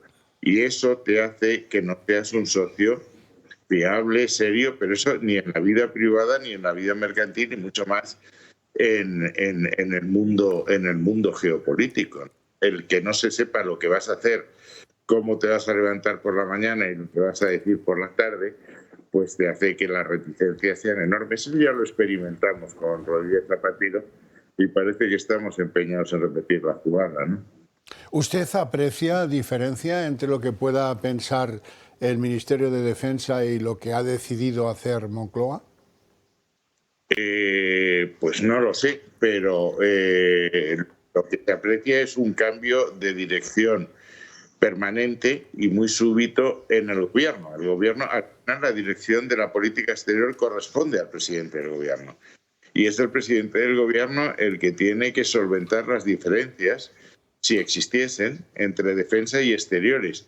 Y a ser posible no hacerlo en la plaza pública, sino con una cierta discreción hasta llegar a una posición unánime, coherente, consistente de todo el gobierno, que es la que se traslada a nuestros aliados. Todas estas cosas supongo que deben dar unos dolores de cabeza a los embajadores acreditados en Madrid, como hace tiempo que nos recuerdan, ¿eh? Bueno, a nosotros nos han brindado un epitafio magnífico. Si se marchara pronto Sánchez, el hombre que fue felicitado por los hutus, ¿eh? No está mal marcharse así de Moncloa. No por los hutus, por Hamás. Bueno, y falta un cuarto de hora para que le felicite Irán y probablemente Hezbollah. Sí. Bueno, ministro. Es decir, yo creo que vamos a acabar, Javier, rompiendo pachas hasta con la Cruz Roja, ¿eh? Ministro, un placer tenerte en el programa. Te deseo una feliz entrada de año. Igualmente. Y habrá que llevarlo con paciencia y con resignación. Y corregir el rumbo con cierta premura, porque si no nos llevamos por delante España, ¿eh? Desde luego. Un abrazo enorme. Bueno, ¿cómo lo veis aquí en la mesa?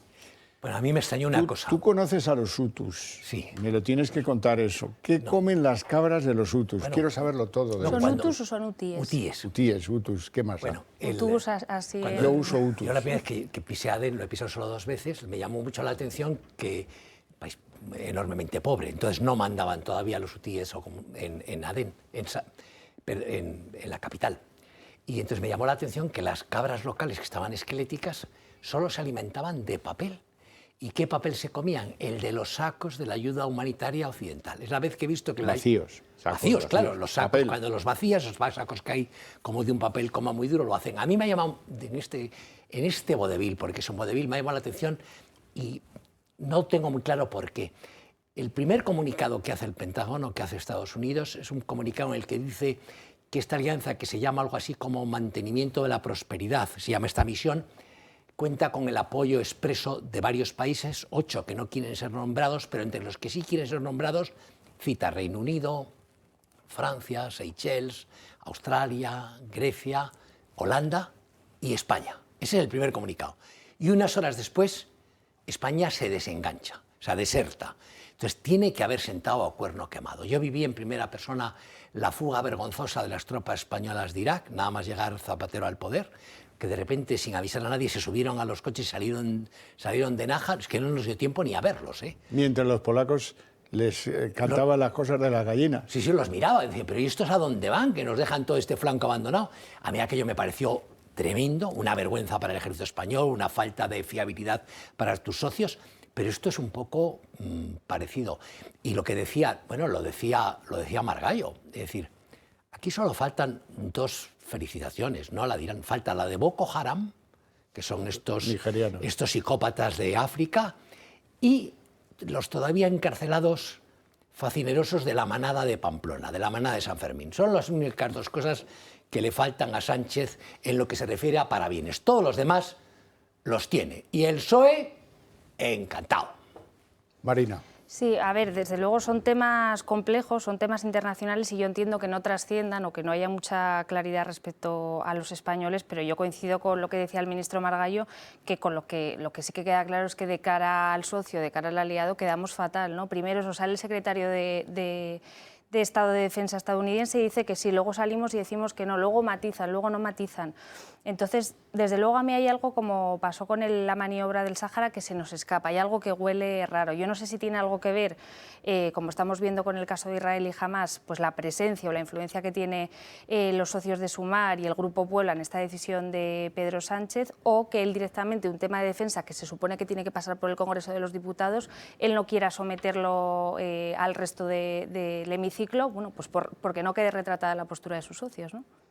Seguramente, pero el referente político del terror que practican los hutus o hutíes, como queráis, es Hamás, eso no cabe ninguna duda. Y para que sepáis a qué nos enfrentamos con estos tipos de Hamás, vais a escuchar unas declaraciones suyas recientes en las que cuentan cómo piensan destruir a Israel.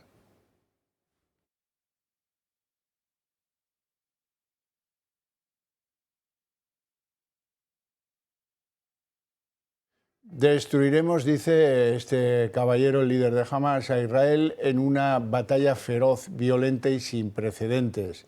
Las brigadas al Qassam destruirán al ejército de ocupación. Están en camino de aplastarlo y no se someterán a las condiciones de la ocupación.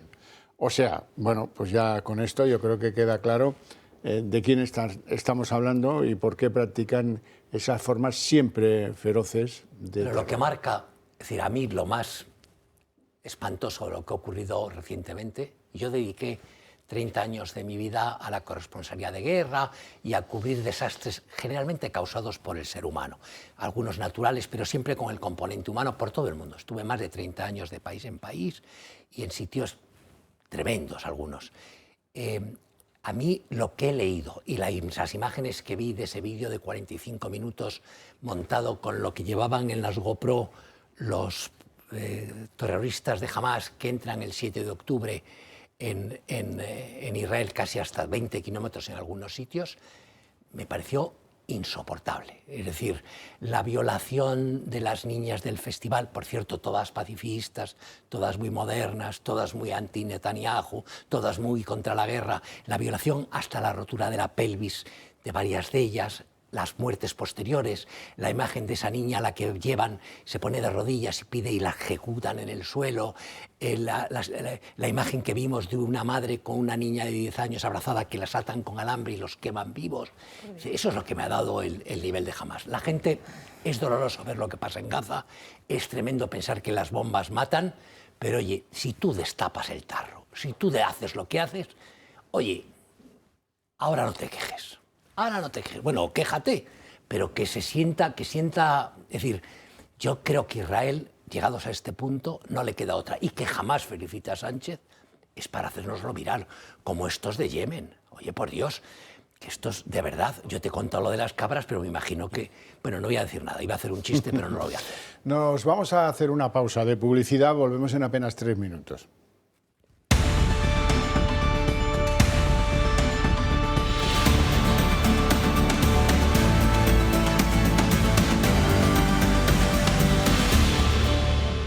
Estamos hablando del lamentable papel de Moncloa con Washington y con otros aliados respecto de las maniobras que van a tener que hacer en el Mar Rojo porque está en peligro el comercio mundial, un porcentaje muy elevado del comercio mundial, así es que no cabe otra. Entender eso no es tan difícil. Lo que pasa es que cuando uno tiene unos socios tan inestables y tan peculiares como los que tiene Sánchez, pues él no quiere incordiarlos, no quiere quedarse solo peleando con los de Sumar o con los de Esquerra o con los de Bildu, a propósito de si hay que ir o no hay que ir a proteger el comercio internacional. Julián. Bueno, sí, las consecuencias políticas serán las que sean, las que tengan que ser, pero las consecuencias económicas ya las estamos padeciendo y van a tener un tirón bastante largo, van a durar bastante. ¿Por qué? Porque todo el tráfico de mercancías entre Asia y Europa pasa por esa zona, por la zona del Estrecho de Hormuz, del Mar Rojo, etcétera, ¿no? Es clave, igual que cuando hace, no sé, un par de meses la preocupación mundial era tremenda por que se había restringido el tráfico por el canal de Panamá, restringido, solamente, ese no nos afecta a nosotros, ese afecta al tráfico de Asia con Estados Unidos y en su caso con Sudamérica, pero no con Europa. Este es decisivo para la economía europea. Ya se están produciendo varias cosas. La primera, encarecimiento de los fletes.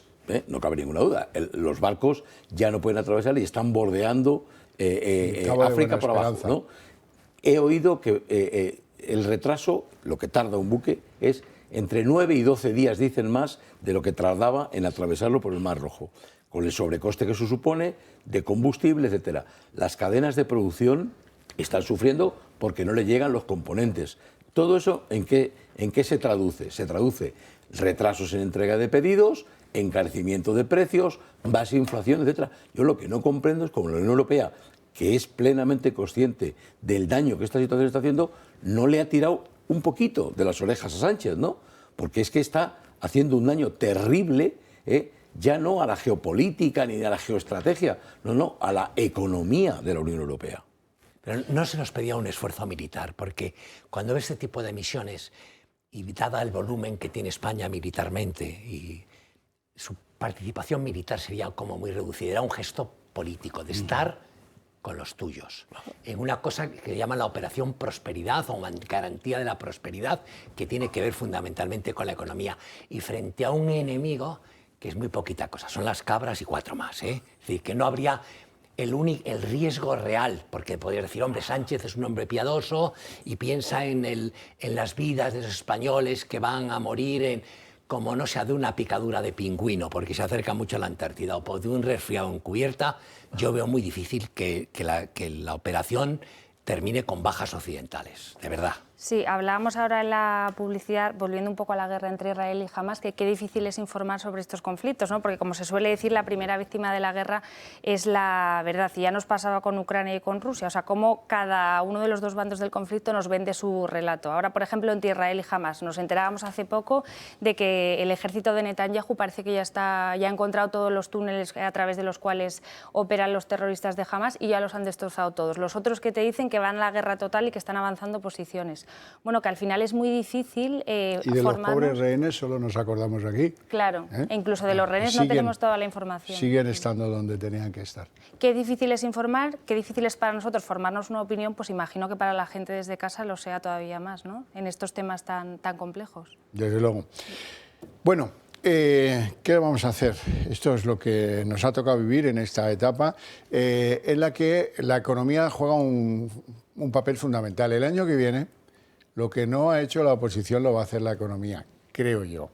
Pero esto ya lo he dicho alguna vez y no ha pasado hasta ahora nunca, la verdad sea dicha. Vivimos una crisis económica bestial.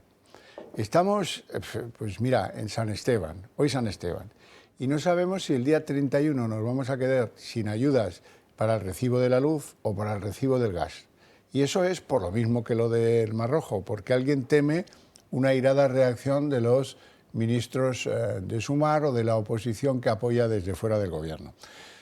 La cuestión y lo evidente y de lo que hay que levantar acta es de que las Navidades están pasando y cómo están afectando al gasto de los españoles, pues ahora lo vamos a ver. Llega la Navidad y llega el consumismo. Los españoles nos vamos a gastar de media unos 635 euros por persona entre gastos de compras y cenas. Son datos de un informe de OBS Business School. En concreto, el estudio muestra que los regalos están variando con un crecimiento de los videojuegos, mientras que las plataformas de contenidos también crecen, al igual que los dispositivos tecnológicos. La primera en electrónica sigue siendo el top 10 de los regalos. La segunda en juguetes, pero juguetes electrónicos también. Y ojo con esto. Y la tercera en las comidas y cenas, tanto de Nochebuena a Navidad, que en muchos casos lo hacemos en familia, pero que ya la familia la desplazamos al restaurante o local de turno, y la de Año Nuevo. El informe destaca que otra tendencia que cada vez se consolida más es pasar la Navidad en otro país, especialmente los solteros de todas las edades en los países occidentales. Así, los viajes son uno de los 4 aspectos en los que más dinero se gasta en estas fechas. 5.000 euros. Marcho a Nueva York y a Orlando con mi hija, entonces vamos a estar 10 días, por eso se dispara el presupuesto. Eso, que no trabajo nada, ni un duro. En comida. En comida. Pero no en toda España gastamos igual. Madrid, Barcelona, creo que Bilbao también entra dentro de ese ranking, y Valencia, así como Sevilla y Málaga, serán las que más gastos hagan. Y las que menos gastos sobre todo es en el centro de España, la zona que decimos tristemente despoblada, que ahí no va a haber un gasto tan elevado. Pero en cualquier caso, en todas va a haber un incremento de ese gasto, en todas. Los españoles ultiman aún las compras de Navidad para celebrar la época más mágica del año.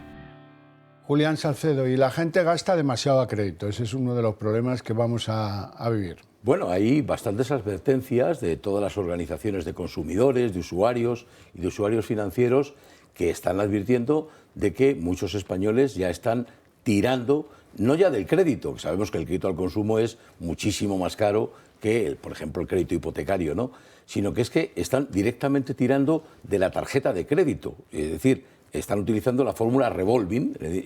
Como no me llega, pero claro, una cosa es utilizar la tarjeta de crédito pues para pasar un paso de los últimos 15 días hasta el mes de enero al febrero, etcétera, y otra cosa es utilizarlo como un mecanismo para cubrir el desfase económico que tú tienes. Es decir, no llego a pagar la hipoteca, no llego a pagar el colegio de los niños, no llego a pagar, pues, gasto corriente, ¿no?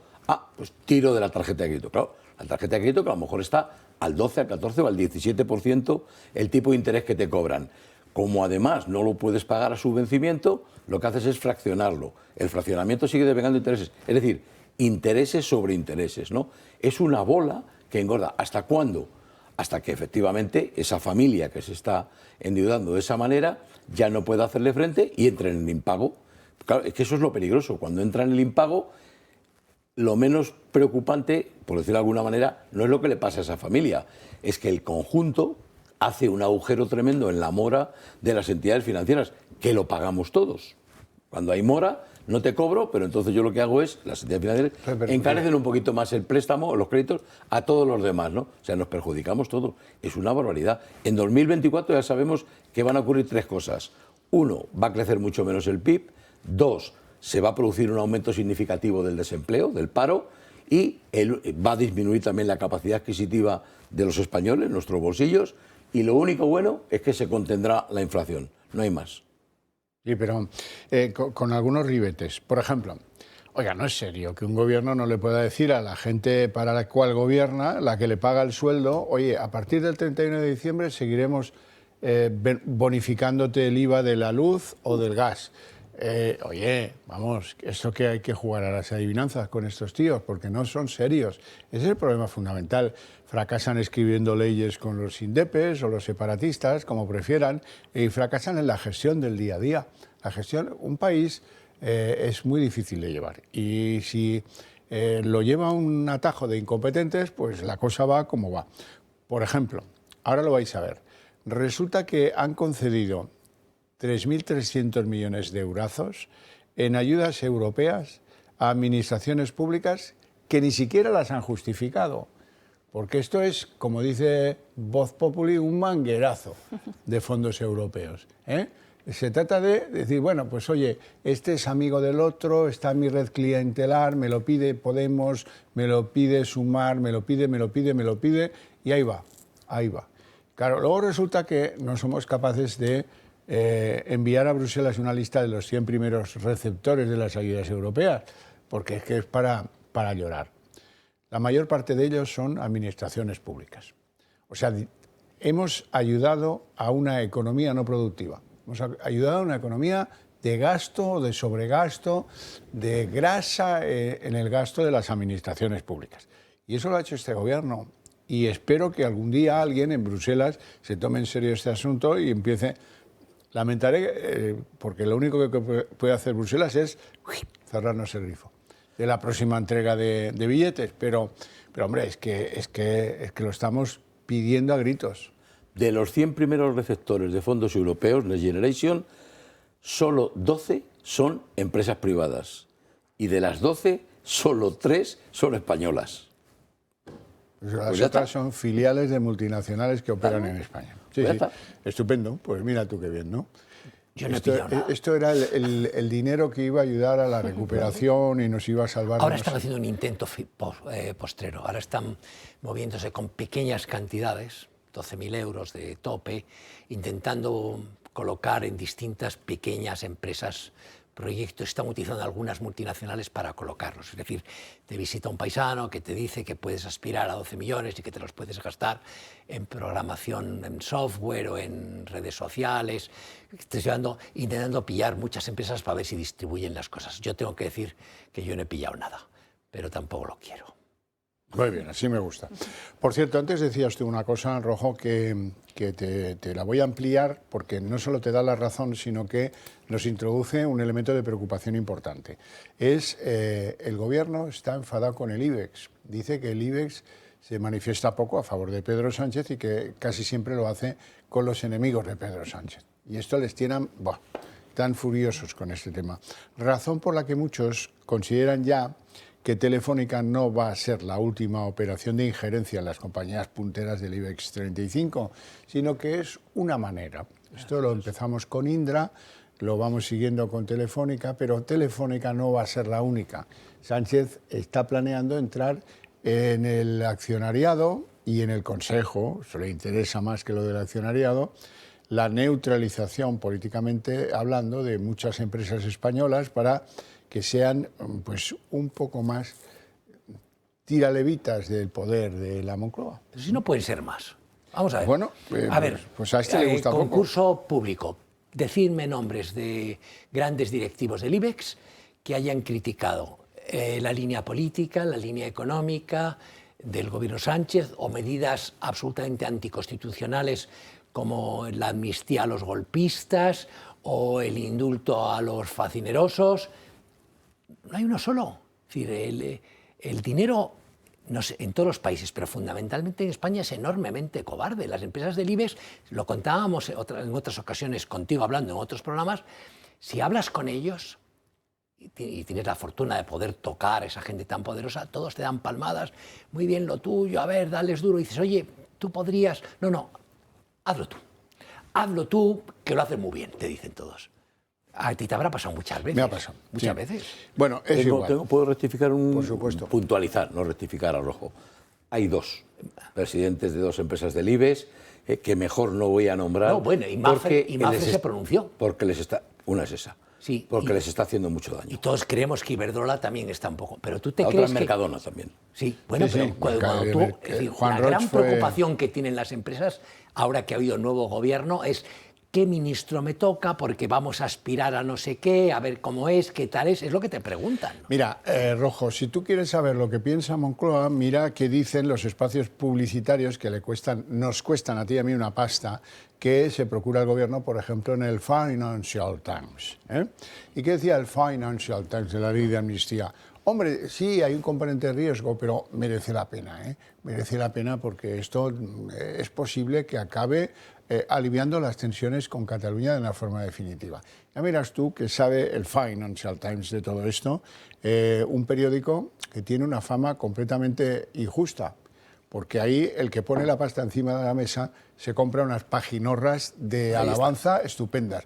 Pasó con algunos esbirros del capitalismo español en la época de los Javieres de la Rosa. Y sigue pasando ahora, y son ingleses, a ver si nos enteramos. Y el inglés oye el rugir de los billetes en tu bolsillo antes de que los saques. Y bueno, son solícitos, prestos a la colaboración. Y bueno, si quieres saber qué le gustaría a Moncloa que dijeran los del IBEX, eso que dice, que se mojaran explícitamente a favor, qué valiente es este presidente, mira tú lo que ha hecho, lo que todos estábamos esperando, saliera Fainé a decirlo y todo. Pero Javier, en un momento en el que, al margen de las aportaciones directas, en que antes citábamos al país, si debes 870 millones de euros, como debe el Grupo Prisa, y dependes tanto de la mano oficial, ¿qué libertad puedes tener? En un país como el nuestro, llamado España, en el que el primer anunciante no es ni el Corte Inglés, ni el IBEX, ni las navieras, ni los constructores fabricantes de coches, es la Moncloa. Una vez que la Moncloa supera a todos los anunciantes juntos, ¿quién manda es la Moncloa? Y manda sobre esta gente de la que depende. Una vez, si a eso le sumas el que puedes decidir quién va a un sitio, quién va a otro, quién tiene un cargo, quién va de presidente de EFE, quién va hasta de tertuliano al 24 horas de televisión espantosa, si puedes hasta decidir eso, el poder que tiene sobre los medios de comunicación y sobre los extranjeros va por la vía del anuncio, la subvención y el privilegio. ¿O tú no te crees que estas grandes, los Google de turno, que no tienen acuerdos oficiales? Claro que los tienen. Y no es que yo quiera defender a los presidentes de las grandes empresas del IBEX, ¿no? Pero sí que creo que hay que comprenderles. Porque claro, fíjate o fijaros que la primera función del presidente de una compañía es defender los intereses de sus accionistas. Es verdad. Entonces, claro, en el momento que sabe que se enfrentan al poder, el poder les quita, como te he dicho, si es un medio de publicidad, les quita la publicidad. Pero si es una empresa, les quita los pedidos, les rebaja los pedidos. Bueno. Conclusión, el que se perjudica son los accionistas. Juega sobre el precio de las cosas. Claro. Ya, pero bueno, a mí me recuerdan mucho, salvando las distancias y las espiritualidades, a sus ilustrísimas y excelentísimas obispos y cardenales, que son exactamente iguales. Se callan como puertas, de verdad. Una cosa sí hay que decir del IBEX, y es que ha soportado el impuesto específico y, digamos, ya veremos si permanente sobre las eléctricas y energéticas y el impuesto específico sobre la banca. Y en lugar de cacarearlo, lo que han hecho es recurrirlo en los tribunales oportunos y pues adoptar una posición discreta y fría, que supongo que es de lo que se queja ahora Moncloa. Marina. Sí, yo nada, escuchándoos, o sea, que haya, como mencionaba hasta ahora, el mundo de la comunicación, que es muy particular porque depende principalmente de los anunciantes, que dependa tanto de Moncloa, yo lo veo, bueno, pues algo indeseable, pero que de alguna manera lo justifico. Pero yo, sin saber mucho del IBEX y sin saber mucho de economía, me parece gravísimo que en empresas como Telefónica o grandes compañías se vaya colocando en el Consejo de Administración a gente vinculada al Gobierno, porque al final están atados de pies y manos y sus decisiones dependen de los intereses de Moncloa, ¿no? Entonces me parece una deriva gravísima. O sea, primero eran las instituciones y ahora de repente son las empresas estratégicas. Entonces eso no sé a dónde nos va a llevar, pero desde luego nada bueno. Permíteme que haga un recordatorio. Esto ni es nuevo ni es de ahora, ¿eh? Lo que pasa es que hemos cambiado la doctrina. La doctrina hasta ahora es, ¿tú quieres llevarte bien? Vale, pues entonces metes a uno del PP y a otro del PSOE. Y cuando gobierna el del PP, pues ya has cumplido. Y el del PSOE esperará. Cuando gobierne el del PSOE te tendrá que reconocer que tú metiste allí a uno de sus tal. Ejemplos así. En Iberdrola, en Telefónica, en donde queráis, ¿eh? Así es la historia. Lo que pasa es que a Moncloa pues ahora le entra la voracidad y ese antiguo pacto no escrito de los Alierta y aquellos presidentes de compañías del IBEX, ahora a Sánchez no le vale, porque lo quiere todo, ¿eh? Lo quiere todo. El pastel de los que puede meter y colocar de la familia del PSOE, que cada vez come más, y vale, hay que darle... Pero mira, con nombre y apellidos. ¿Hace cuánto tiempo que Javier de Paz, que había sido miembro de la Ejecutiva Socialista y era fue del comité, me parece, del PSOE? Fue, en primer lugar, presidente de las Juventudes Socialistas, de donde le echaron con 40 y muchos años. ¿Hace cuánto es mandamás en Telefónica? Pues probablemente 20 años. Sí, sí. O más. O sea, hace 20 años, yo desconozco la profesión que tiene, no me acuerdo. Pero no lo sé, pero... En inglés se dice none. None, pues none, eso. None. Pues ahí lleva. Y si miras... Bueno, hay otro concurso para hacer con nuestros espectadores. Piensen ustedes en altos dirigentes del PSOE, pasa con todos, pero vamos a centrarnos en el PSOE, que no sean a estas alturas, después de haber estado en puestos importantes del partido, que no sean millonarios. A mí me salen 5 y deben ser como 200, pero no hay ninguno. Piensa cualquier nombre de los que hayan sido ministros en época de Zapatero, me refiero que se apelliden Blanco o más recientes. Y antes, que no sean, no digo ya gente situada, gente que no sea millonaria. Vía comisión y en el peor de los casos por posicionamiento en el IBEX en cualquier sitio. Yo lo entiendo, es decir, cuando tú decías, la empresa tiene que defenderse, si mañana yo tengo negocios en Latinoamérica y quiero tener una puerta abierta, pues me llame como me llame y no cito a la empresa, pues tú te crees que no van a fichar a la cónyuge de Pablo Iglesias para que te abra puertas porque necesito invertir no sé qué en Venezuela o en Bolivia. Y exactamente igual, si yo necesito ir a Marruecos o a China, ahora el gran conseguidor en China es Zapatero. La gente cree que está haciendo con los venezolanos. ¿Qué va? Con China. ¿Por qué? Porque al final, si tú eres una empresa china y vas a montarte en España y aquí tienes el barullo de las 5 administraciones, necesitas a alguien que dé 2 llamadas y te consiga que el terreno te lo recalifiquen, que te hagan no sé qué. Pues piénsalo muy bien. Y quedan todos colocados. ¿Quién es el nuevo presidente de EFE? ¿De dónde salió? ¿Qué pasado tiene como gran periodista? ¿Qué grandes éxitos internacionales? ¿Qué reportajes en el Financial Times tiene publicados y firmados por él? ¿Cuántos? ¿Cuántas portadas del Guardian? Pues ahí lo tienes, presidente de la agencia EFE, 130.000 euros. Oye... ¿Y el de Correos? ¿El de Correos qué hacía? Dice, ¿ves que pegaba los sellos de pequeño? Es que coleccionaba sellos. Tenía un álbum de sellos. ¿Qué te cagas? ¡Qué maravilla! Sí, eso sin duda es el gran mérito. Pero lo hacen todos. Pero yo lo entiendo en las empresas, porque lo que te buscas es un conseguidor, Claro. Un conseguidor. Es decir, la verdad. Pero aunque sea comprensible desde el punto de vista del interés, yo creo que hay veces en que, en momentos como este, en que la patria está en peligro, porque la patria está en peligro, alguno de ellos tenía que tener un gesto de decencia.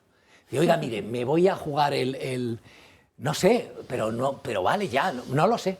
Sí, por lo menos como los concejales de Pamplona, ¿no? Por lo menos. Yo quería decir una cosa a Marina, no solo a Marina, ¿no? Pero que ella le ha tocado esa función. La función de un consejero en una empresa, pequeña, mediana o grande, sobre todo una grande, es trascendental.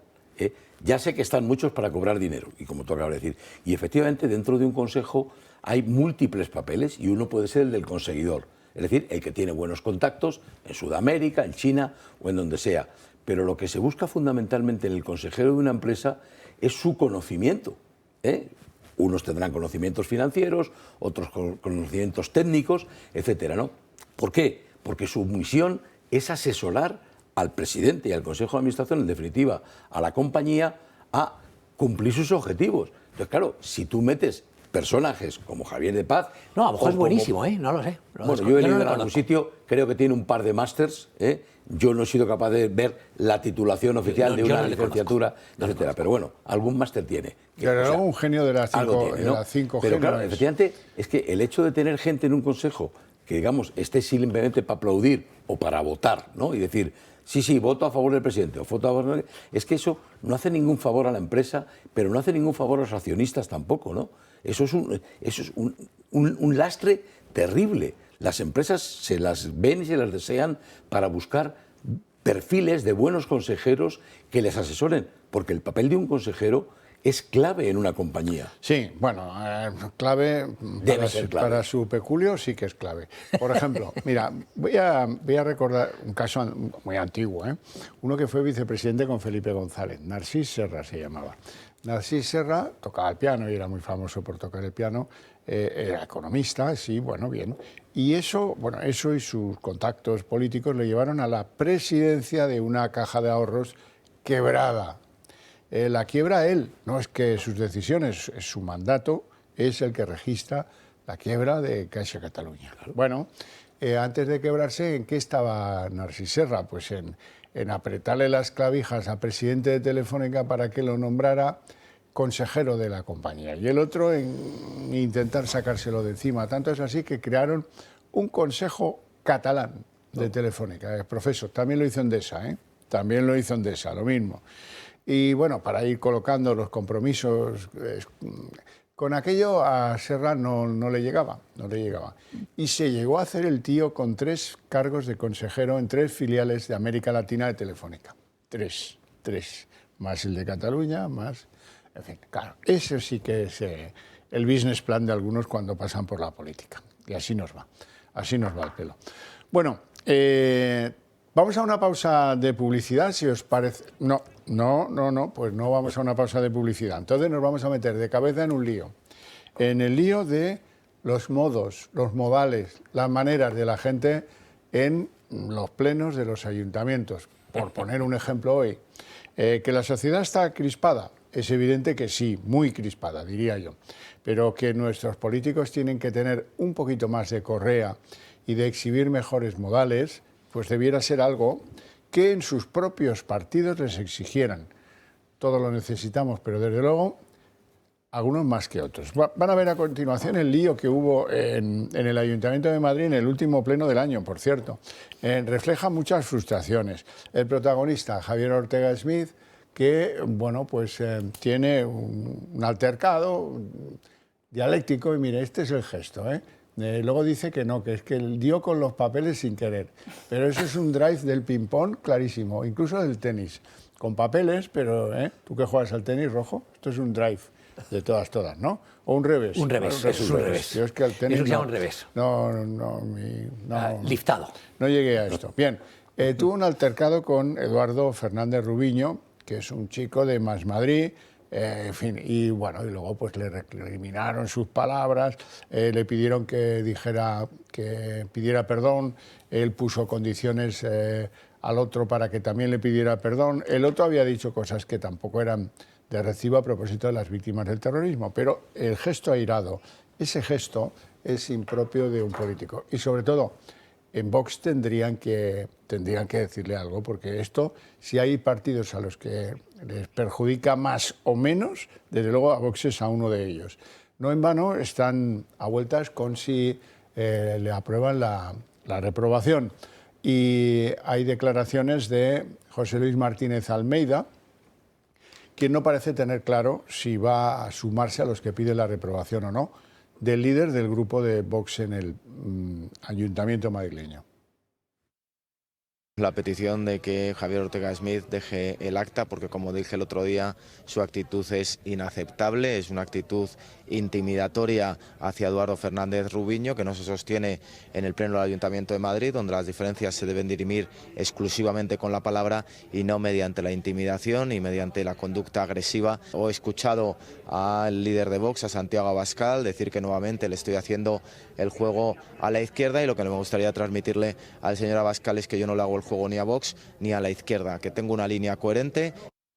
Y de Madrid nos vamos a ver el comportamiento similar en Cangas de un concejal del Partido Popular que intenta agredir a una concejal socialista. Ahora lo van a ver, tampoco es de recibo, esto no son maneras, la política tiene que aprender a comportarse, aunque sea en Cangas o en Madrid, eso me da igual.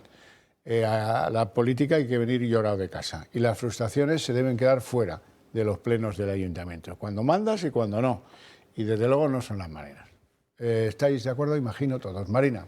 Hombre, este tema lo hemos hablado hasta en las cenas de Navidad en mi casa. Al final son los temas de los que hablan los españoles. Y me decían mis padres, es que los políticos de ahora no son los de antes. Y yo les decía, es verdad que la clase política no está tan preparada, pero hay mucha crispación. O sea, en un momento en el que se están poniendo en duda valores de la transición y que el tema está tan calentito, ¿cómo no van a pasar estas cosas a nivel municipal? Yo tampoco defenderé, porque creo que es impropio lo de Ortega Smith. Pero yo he visto las imágenes. Ortega Smith se va hacia su escaño. El otro le dice algo. No, asqueroso es la palabra. Nosotros lo hemos leído en periódicos y tal. Lo hemos se revuelve. Y pronuncia la palabra asqueroso. No sé si refiriéndose a él o a lo que ha dicho, pero leyendo sus labios dice asqueroso. Es cierto que no está bien, pero oye, esto no ha sido ni el desembarco en Normandía ni el bombardeo de Pearl Harbor. Ah, por supuesto, venga, hombre. por supuesto. El ataque de histeria es excesivo. En esto hay que ser muy serios. No tenemos tiempo para más. Espero que se lo hayan pasado bien. Les esperamos mañana a las 8 en punto.